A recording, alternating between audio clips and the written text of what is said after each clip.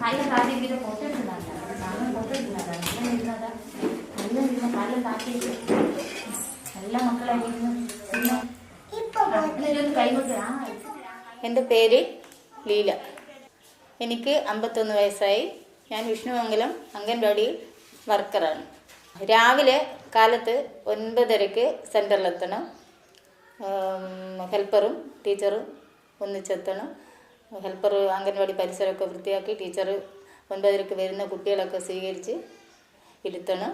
പിന്നെ അവർ പ്രാർത്ഥന ചൊല്ലിക്കണം ഫസ്റ്റ്. പിന്നെ അവരെല്ലാം ഇരുത്തി അവർക്ക് പിന്നെ കടലയുണ്ട്, അംഗൻവാടിയിൽ നിന്ന് കൊടുക്കുന്ന കടലയുണ്ട്, അത് കൊടുക്കണം.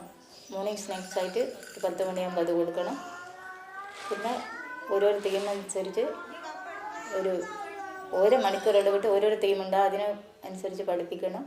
പിന്നെ പേപ്പർ കട്ടിങ് ഉണ്ട് ഓരോരോ തീമിന്. ആ തീം നോക്കി ആ സമയത്ത് പേപ്പർ കട്ടിങ് ആണ്, ആ പേപ്പർ എടുത്ത് വെച്ച് കട്ടിങ് ചെയ്ത് ആ തീം അനുസരിച്ചുള്ള സാധനങ്ങളൊക്കെ ഉണ്ടാക്കണം. ഇപ്പോൾ ആനേൻ്റെ തീമാണെങ്കിൽ പഠിപ്പിക്കേണ്ട ആനേൻ്റെ ചിത്രം വേണം, മുഖംമൂടി ഉണ്ടാക്കണം, അങ്ങനെയൊക്കെ പഠിപ്പിക്കണം. പിന്നെ ഒരു 11:30 ആകുമ്പോൾ അവർക്ക് ഒരു കളിക്കാനുള്ള കുറച്ച് സമയം കൊടുക്കണം. പിന്നെ അവരെ പിടിച്ചിരുത്താൻ അവരെ കിട്ടൂല, അവരെ കളിപ്പിക്കണം. പിന്നെ 12 മണിയാകുമ്പോൾ നമ്മളെല്ലാവരും ഇരുത്തി ഒരു 12:30 കൂടി കഞ്ഞി കൊടുക്കണം. പയറും അരിയും വേവിച്ചത് കഞ്ഞിയാക്കിയിട്ട് അത് കൊടുക്കും. അതിൻ്റെ കൂടെ ഉപ്പേരി ഉണ്ടാവും. അത് കഴിഞ്ഞ് എല്ലാവരും കിടത്തി ഉറക്കണം, കുട്ടികളെ ഉറക്കണം. അംഗൻവാടിക്ക് ഫണ്ട് നീക്കി വെച്ചാലേ കേന്ദ്രത്തിൽ എല്ലാ പരിപാടിക്കും പഞ്ചായത്തിൽ ഫണ്ട് കൊടുക്കുള്ളൂ. അതുകൊണ്ട് എല്ലാ ഭക്ഷണ സാധനങ്ങൾക്കും പഞ്ചായത്തിൽ നിന്ന് പൈസ നീക്കി വെക്കുന്നുണ്ട്.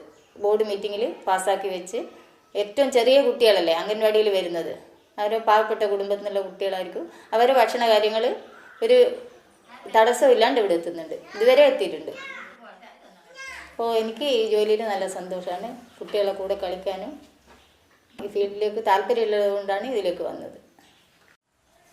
നമുക്കൊരു പാട്ട് പാടാം അല്ലേ? ഏതാ പാട്ട് ജാസിയെ? മുറ്റത്തുണ്ടൊരു ജന്മം.